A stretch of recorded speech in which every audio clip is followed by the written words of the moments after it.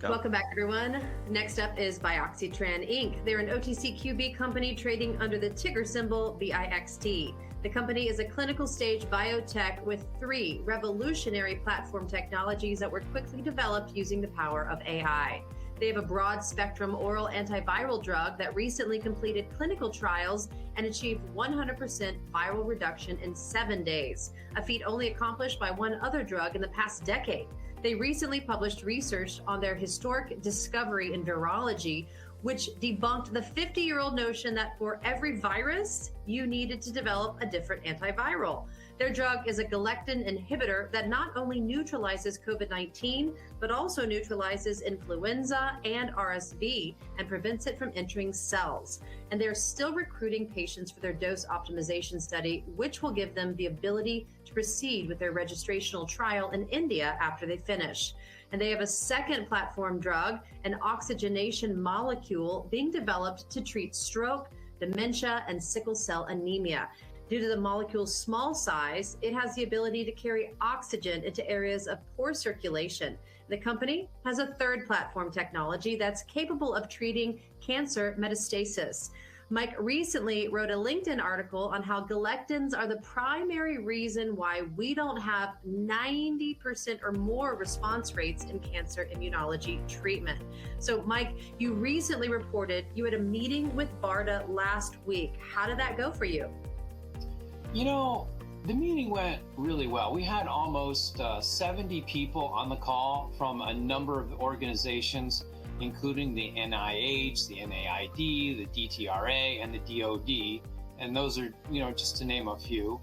There was a lot of back and forth dialogue during the video conference. So the agency pretty much got a good feel for what we were about. And they appeared genuinely interested in helping us find basically these right programs to apply for funding. So I'd have to say the call went much better than I expected. Fantastic. Good luck with that. I'm glad that happened. Talk a little bit about which one of your drugs were they most interested in? There were a lot of questions about influenza and our universal oxygen carrier. So, one's the prolactin M and the other one's the BIXT 25. So it's kind of a toss-up between the two. But, what surprised me, though, was that, when one of these people seemed to perk up when we talked about Ebola and having a potential solution for it. So I thought that was interesting. Absolutely. And what's your biggest takeaway from the meeting? Well, I really like the idea of getting non-dilutive sources of funding from the government. I mean, who wouldn't? But no, seriously, what we found out is that there are a tremendous amount of funding opportunities that are ripe for the taking. But it's going to take a lot of work to get to that point. Well, at least it's a good start to the year. That meeting with BARDA seemed very successful, and thank you for that update. And I also understand you're going to give us a recap of your presentation for our conference today, so begin when you're ready. All right. Well, thank you. I want to thank everyone, all the investors out there for attending this conference and coming on here. And let's just start off with our title here, Breaking the One Virus, One Antiviral Paradigm. That's how we start out with this presentation. So now we'll go to the next slide here. We're going to give a quick overview, and this is what I gave to BARDA, and I'm just giving the whole presentation.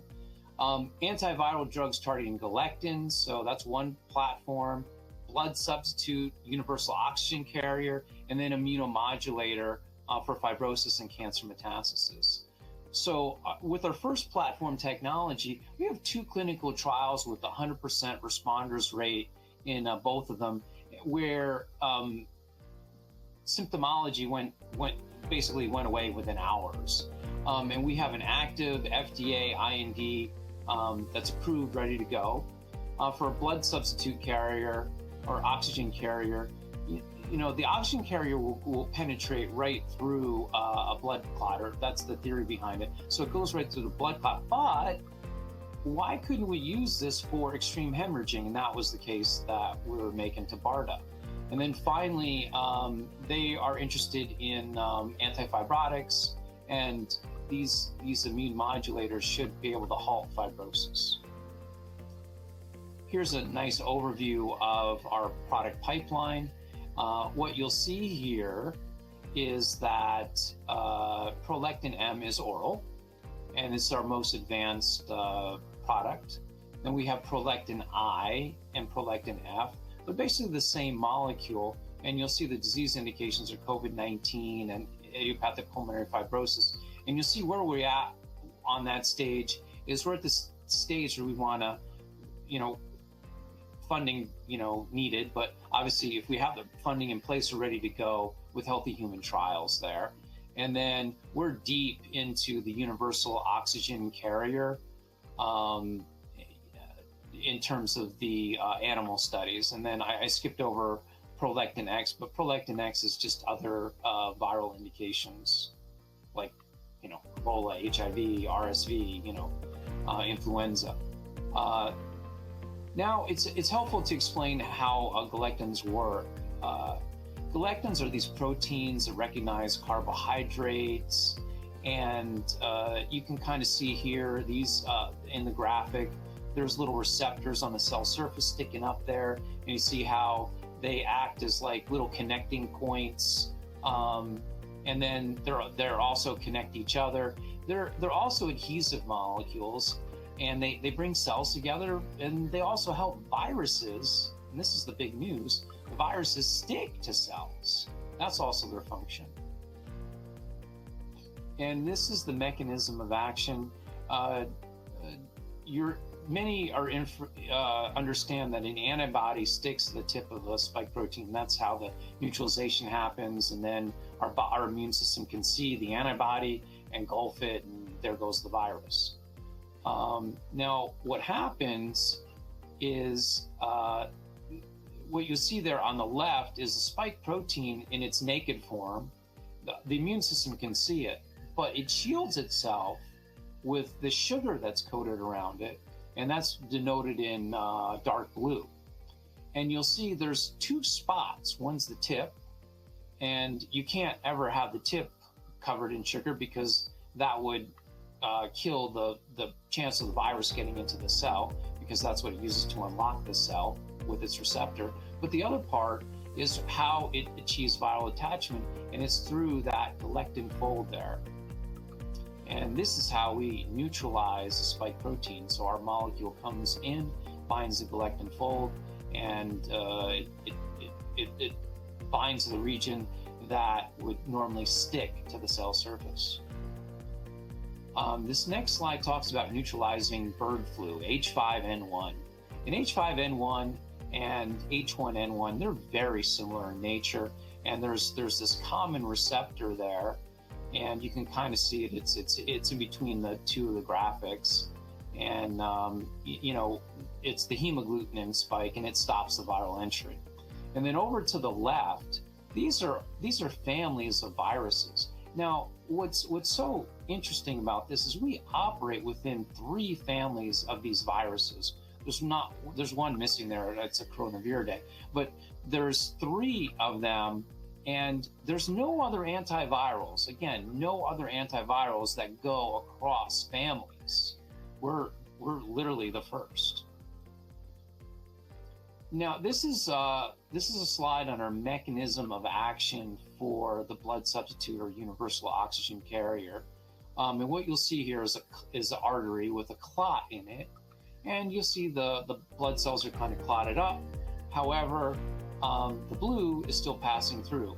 Now, the blue is just for graphical purposes, but the little blue molecule, it's like a pinprick compared to the blood in there for size, and we just can't denote it. So what's happening is the molecule is basically completely infused with oxygen and in the blood plasma. So it's like a fish net. There's fish in the net, and the plasma goes right through that clot, if you would. Now, how do we make it? There's hemoglobin there, so that's basically you see in the lower right, start with a blood cell, and then we strain out the heme, And then we stabilize the heme. Heme's basically iron. Iron carries oxygen, right? That's the heme, and it's identical in basically all mammals, the heme molecule. So it carries oxygen and the right type of oxygen. That's what we want. There's no reactive oxygen species. And then there's some numbers for you there. BARDA cares about them, but for you, or for the investing public, let's focus in on the 100 hours half-life in animals. And then it's shelf stable, and we can store it at room temperature.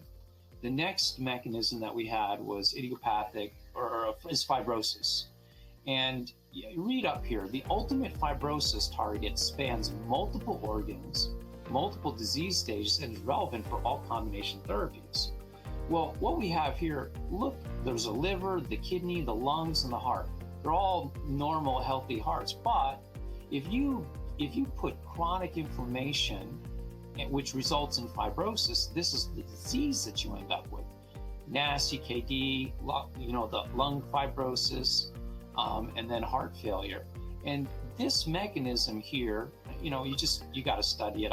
I'm not gonna, for the BARDA guys, I really went through this, but for you guys, look here. Galectin-3 is at the center focus of it.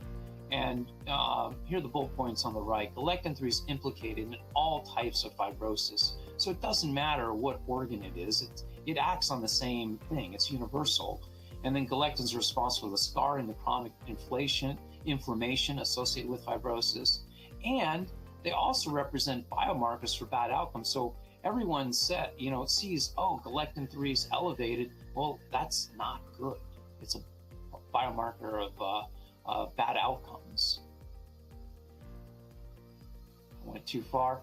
This is our technology that we use to design new antivirals. So we use NMR spectroscopy. Long story short, we take a spike protein. So BARDA would give us a spike protein is the idea. We look at it and we see if our molecule binds to it or other molecules bind to it, other carbohydrates bind to it. If it is, we got a match. It's really that simple of drug discovery. These are the areas of interest that we showed to BARDA. You'll see here uncontrolled hemorrhage, so our universal oxygen carrier, influenza antiviral.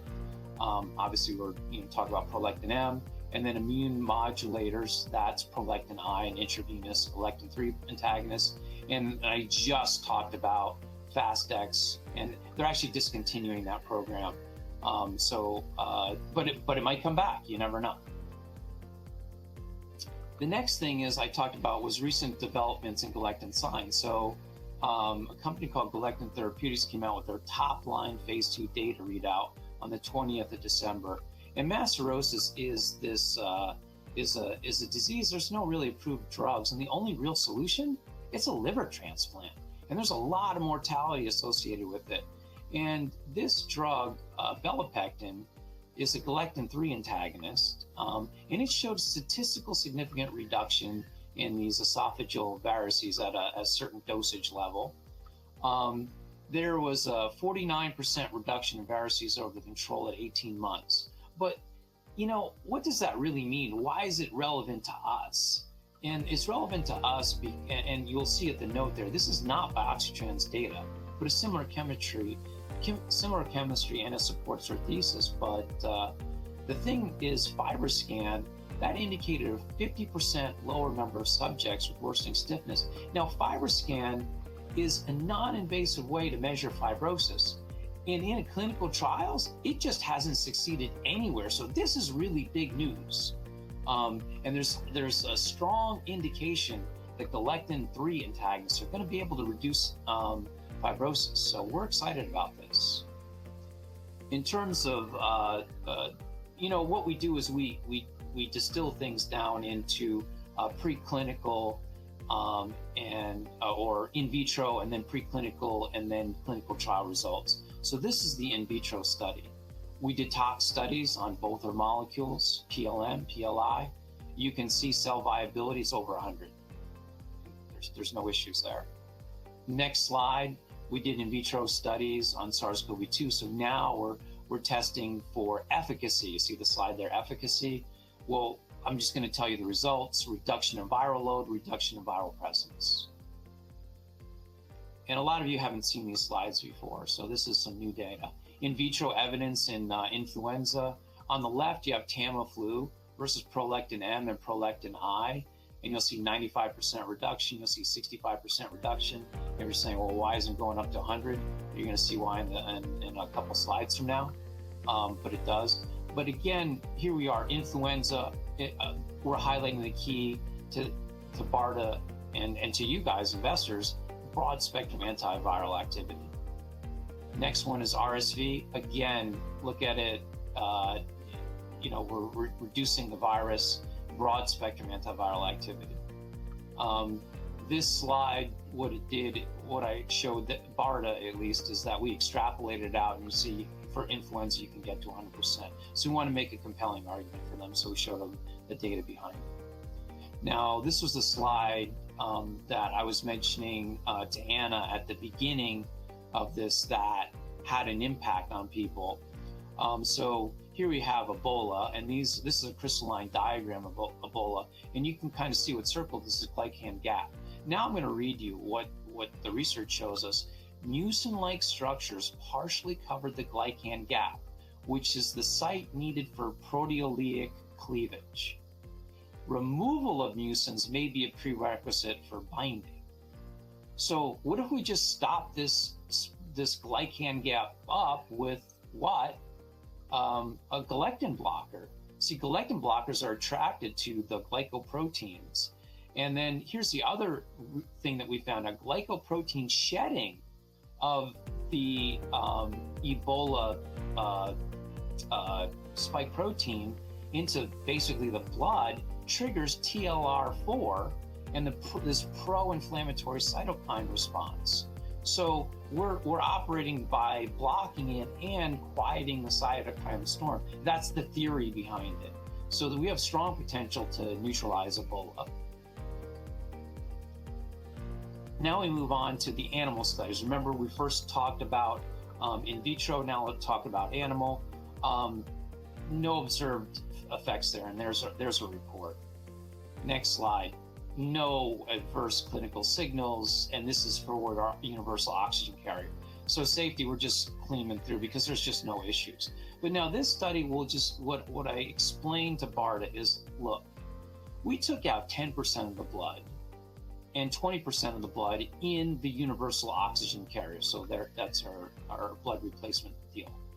And we expect to see changes in all these biomarkers there in red on the right. We didn't see any. That in itself is an indication of efficacy. If you guys remember the press release, we talked about that. But now here's a study that should really shed a little bit more light for you. And again, this is data, not Bioxytran's data, but early chemistry developed by Dr. Platt. And again, it supports our theory. And what we did is we hemorrhaged out the dogs 90%. And this is what you see right in the middle. It says it's a hemorrhagic model. So in this model, 50% mortality is expected in 2 to 3 hours, right? So we hemorrhaged out the dogs 90% and then we immediately resuscitated them with fluid. And what happens is something that you just don't see. Like, you don't see tissue oxygen tension, that's TPO2. You don't see it go up. It's supposed to go down, especially during a hemorrhagic situation. And so here's in the right, you'll see the conclusions. We improved oxygen delivery and systematic hemodynamics. There were no side effects. And we got survival despite not being an endpoint of the study. And you can see the chart in the middle, and it was statistically significant over lactose ringer solution, which is the other one. So again, it supports our theory. And then this is the next one that we had here. We did an animal study in rats, and you'll see we basically blocked, we pinched this artery off. And when you pinch the artery off, look at the top two pictures of the rat brains. If you look at the top two pictures, you see there's white. That's hypoxia. So we kept it pinched, the same amount of pinching, and this time we infused the rats with our molecule, with the molecule, right? And then what happened is, what you can see is you'll see oxygenation of the brain. Now we're going to transition to the clinical trial results. We went through the in vitro, we went through the animal, now we're looking at clinical trial results. We, in the virology, we eliminated the virus, reduced infectivity, we quieted the cytokine storm. We have this thing called post-immunization infection. So we went over these clinical trial results. Here's our phase 2 data. We're looking for people to get PCR negative, so basically just get rid of the virus. And we started with people with CT values of 25, and then you'll see at day 3, there's kind of a separation there between the green and the red groups. The green group is the group that got the treatment. The red group is the control. And 88% were PCR negative at day 3 versus 0.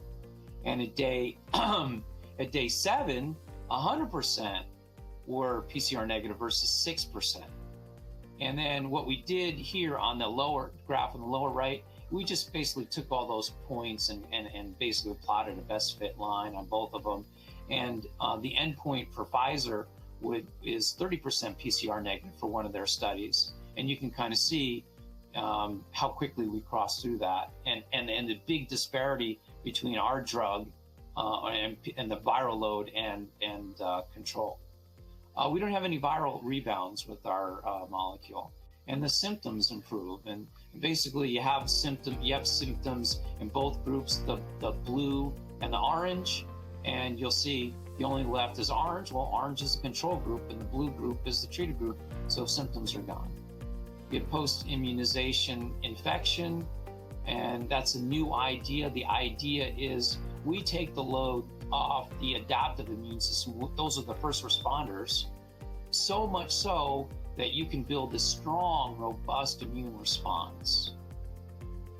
And then we compared Paxlovid first to BioXyTran, and we explained to them, look, this isn't a fair comparison.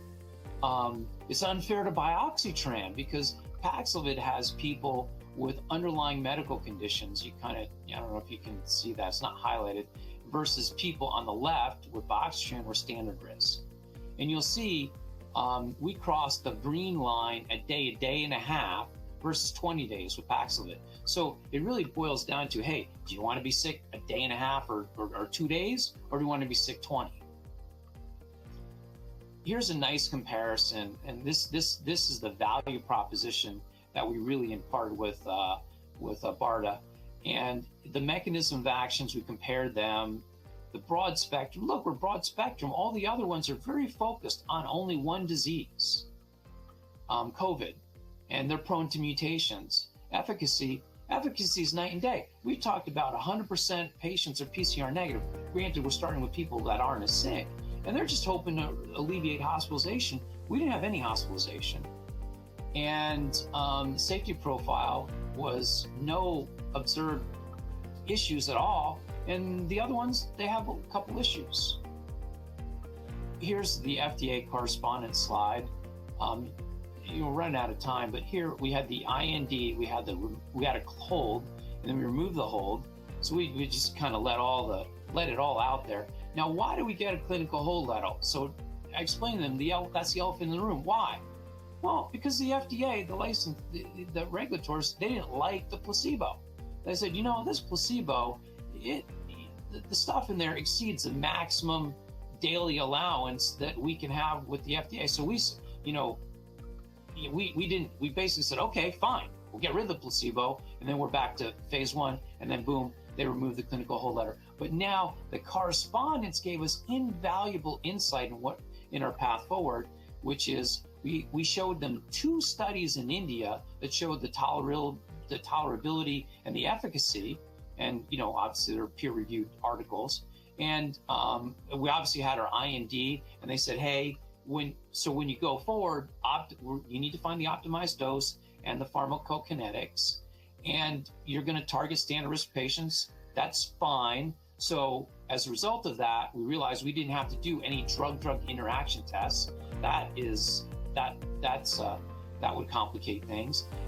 But the last thing there, our CRO suggested, why are you guys just not going after testing upper respiratory tract infections rather than just a specific virus. And we're probably going to take their advice on that and go broad spectrum. And then finally, what do we have here? What do we need for phase 1, phase 2 initiations? Well, it's going to be 40 people here with the FDA. And they said, saliva testing. Well, why are we doing saliva testing? Why are we talking about it? Because they want us to measure our carbohydrate, which is a neutral carbohydrate in the blood, and that's just not possible. So we needed to find an alternate method of measuring our the drug in our blood, and that's what it was. And we already proved that NMR.